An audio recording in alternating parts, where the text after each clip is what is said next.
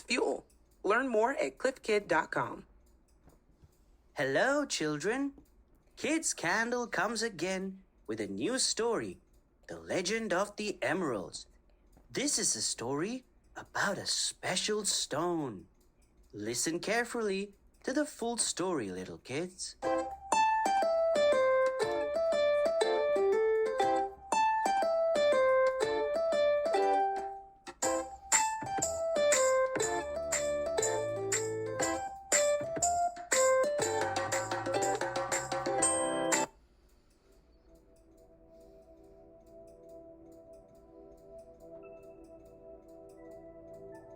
One day, Princess Merida raced down the palace hallway.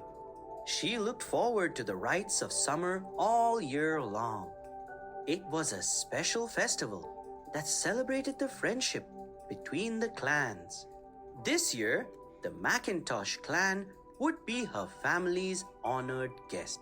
There would be dancing, games, and feats of strength. At the docks, everyone gathered to meet and greet their visitors. Young Macintosh stepped down from the boat. The sunlight glistened off a family crest tied to his kilt sash. Merida teased him. "Oh, fancy, are we?" And young Macintosh grinned. "What, you don't have a crest of your own?" Showing him a lucky charm tied to her bow. Merida replied, "No, but I have this. So shall I beat you at archery or to the top of the fire falls first?" She challenged with a sly smile. Young Macintosh cried, "To the fire falls!" Merida jumped on her horse, Angus, and young Macintosh followed close behind. The two reached the base of the fire falls at the same time. They began to climb the craggy rocks. They were neck and neck as they approached the top. Merida pulled herself up and cried, "I won!" Young Macintosh argued, "Barely." Then Macintosh looked around and he remarked, "Wow, this is a fine waterfall you've got here. Where does all this water come from?" Merida replied, "I'm not sure. Let's find out." Merida and young Macintosh walked deeper into the forest. Then they stopped short at the edge of a deep lake. Merida said with disappointment, "Suppose this is it? I fancied we would have an adventure, but this is a common lock." Merida tried climbing a boulder to get a better view. Suddenly, the boulder moved. Merida stumbled forwards into a cave, and young Macintosh jumped up to follow her. When Merida caught her balance, she gasped at what she found. Pointing at a pool of flowing water, Merida exclaimed, "It's the real source of the fire falls." There, two large glowing emeralds were resting on a stone ledge. Merida said, "Those emeralds must be lucky." Young Macintosh asked, "Lucky? But emeralds are a symbol of power, not luck." Merida scoffed. "Everyone knows emeralds bring good luck." Merida and young Macintosh began to argue. Suddenly, young Macintosh snatched up one of the emeralds. Macintosh said, "I'm taking this to my father. Then you'll see how powerful emeralds are. The Macintosh clan will be stronger than ever."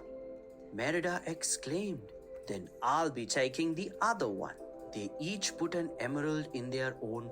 Neither one noticed that the gems were stopped glowing. Back at the castle, Lord Macintosh assured them that the emerald was a symbol of power. Queen Eleanor replied, "Lord Macintosh is correct, but it's also a symbol of luck." And we sometimes forget that emerald's most important meaning, loyalty. The ancient legend of the emeralds is why we are here today. She explained that there used to be a fighting between the clans. Then two great kings rose to power, and each placed an emerald at the source of the firefalls to symbolize their clan's new friendship. The hustle and bustle of life can make it hard to spend quality time with friends and family.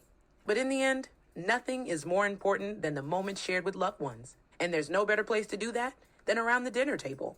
Enjoy meals that are simply delicious with Pillsbury crescent rolls, Grand's flaky layer biscuits, and cornbread swirls.